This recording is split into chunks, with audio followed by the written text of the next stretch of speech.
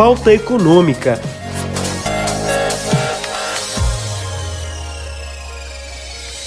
Olá pessoal, hoje vamos falar sobre o Orçamento Cidadão, um dos principais instrumentos de transparência governamental que tem como característica ser de fácil compreensão. O Orçamento Cidadão é produzido anualmente pela Secretaria de Orçamento Federal desde 2010, com o objetivo de manter a população informada sobre a aplicação do dinheiro público e também contribuir para a promoção do engajamento civil no processo decisório governamental. Ao ter acesso ao documento, você, cidadão, conhecerá as informações sobre a proposta orçamentária de 2023 enviada ao Congresso Nacional. E para ampliarmos o conhecimento sobre esse tema, nós vamos conversar hoje com o coordenador geral de Estudos de Políticas Públicas, Marcelo Prudente, e o analista de Planejamento e Orçamento, Welles Matias. Sejam muito bem-vindos ao nosso podcast, Marcelo e Welles. Eu já começo perguntando aqui para o Marcelo. Marcelo, por que é importante que os cidadãos saibam sobre o orçamento público e como o Orçamento Cidadão colabora nesse sentido? Olá pessoal, tudo bom? É um prazer estar aqui falando de orçamento para a população. Bom, o orçamento público ele é um reflexo direto das políticas públicas, né? O governo federal tem centenas de políticas que se refletem em gastos no orçamento. Por isso que é na peça orçamentária que a gente vê o gasto com as universidades, com a saúde da família, com as aposentadorias, ou seja, a política de educação, a política de saúde, a política de previdência. Mas apesar dessa importância, a linguagem orçamentária é difícil, são muitos códigos, os conceitos são variados, né, e eles têm muitas implicações na nossa vida prática. E é por isso que a edição de Orçamento Cidadão é importante, porque ele apresenta de forma simplificada esses conceitos utilizados na prática orçamentária e é por meio desse aprendizado que o cidadão pode compreender esses processos e entender como o gasto é realizado. Marcelo, além do gasto da despesa, o Orçamento Cidadão aborda também de onde vêm os recursos? Ele fala sobre a receita? Sim, o Orçamento Cidadão também fala das receitas. É sempre bom lembrar que quando a peça orçamentária é enviada, lá há uma previsão de quais serão as receitas no próximo ano. Não é possível de antemão dizer qual vai ser a arrecadação. E essa arrecadação, claro, ela é influenciada por uma série de fatores. Por exemplo, qual é o PIB do próximo ano ou qual é o preço do petróleo no próximo ano. Porque é claro que se a economia está mais aquecida, há mais imposto sendo pago. Se o petróleo está um pouco mais alto, há uma arrecadação maior com royalties. Esses são exemplos. Mas outros exemplos de receitas que estão lá no Orçamento Cidadão, para que você possa ver como os seus impostos importam para financiar as despesas públicas, é o imposto de renda. Você paga o imposto de renda ou na sua folha salarial ou no início do ano, lá em abril, quando você preenche a declaração do imposto de renda. Tem também aquelas contribuições previdenciárias que nós fazemos. Elas são fontes importantes para financiar as despesas públicas. Então, lá no Orçamento Cidadão, você pode verificar quais são as principais receitas estimadas e, é claro, tentar observar como essas receitas afetam as despesas e como elas financiam o gasto público. Marcelo, o Orçamento Cidadão é um documento de fácil acesso? Onde que as pessoas podem encontrar? Sim, o Orçamento Cidadão está disponível no site do Ministério da Economia, na seção de Planejamento e Orçamento. Lá você pode ver o documento em si, com os conceitos simplificados, né? Mas também links para que as pessoas possam acessar os dados do orçamento público, navegar e entender mais aprofundadamente sobre o tema. Aqui a ideia é que esse documento seja uma porta de entrada para quem nunca trabalhou com orçamento na sua vida, possa mesmo conhecer como é que os gastos ocorrem, né? Como é que as despesas estão sendo distribuídas entre os órgãos, as políticas públicas ou as várias classificações possíveis dentro do orçamento. Marcelo, no Orçamento Cidadão menciona-se sobre a questão fiscal.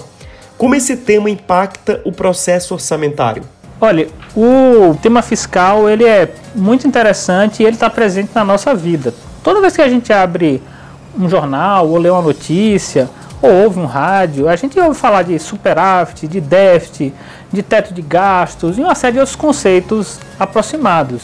E o documento explora um pouco isso sob o ponto de vista das finanças pessoais, para tentar justamente simplificar conceitos que são técnicos. Então acho que um bom paralelo para ser feito é com o orçamento que nós temos da família. Então se a pessoa ganha, por exemplo, R$ 1.500 e gasta R$ 1.400, ela tem um superávit de R$ 100, ou seja, ela cria uma poupança para ela de R$ 100.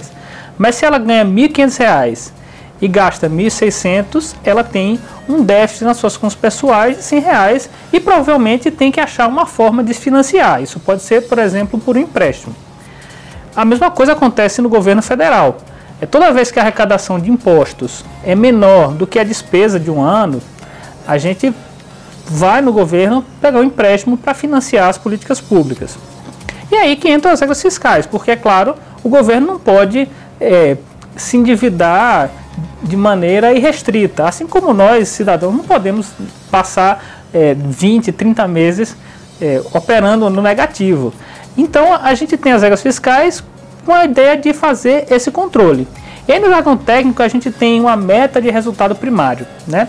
Essa regra é central no orçamento, porque a partir dela a gente define inclusive como vão ser definidos os contingenciamentos. Então imagine se eu tenho uma meta de déficit de 20 bilhões de reais, ou seja, está faltando 20 bilhões de reais para fechar o orçamento do ano, digamos assim.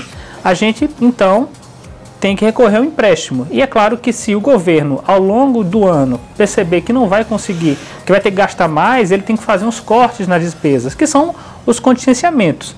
E aí a gente entra com um conceito que é muito comum também, contingenciamento. Se eu não consigo na minha finança pessoal gastar menos, eu tenho que cortar um cafezinho ou alguma saída. No governo federal tem isso. É claro que o processo é um pouco mais complexo, mas a gente pode fazer, digamos assim, um bom paralelo que esclarece bem como funcionam as regras fiscais. Ou seja, quando a gente tem uma regra fiscal com uma meta, a gente não pode gastar muito mais do que aquilo que está definido na meta no fim do ano. E aí por isso que a gente fala das regras fiscais no documento.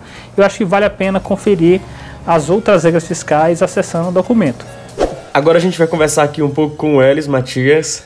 O Elis, eu quero te perguntar o seguinte, em relação ao orçamento em si, como ele é classificado? E como a classificação colabora com a transparência do orçamento? Olá pessoal, um prazer imenso de estar falando com vocês sobre uma questão que tanto gosto, que é o orçamento público. Bem, o orçamento ele é classificado por diversas perspectivas, permitindo a sua leitura por vários ângulos. E é por esse motivo de trazer diversas leituras que a classificação é tão importante para os cidadãos e para os analistas de planejamento e orçamento.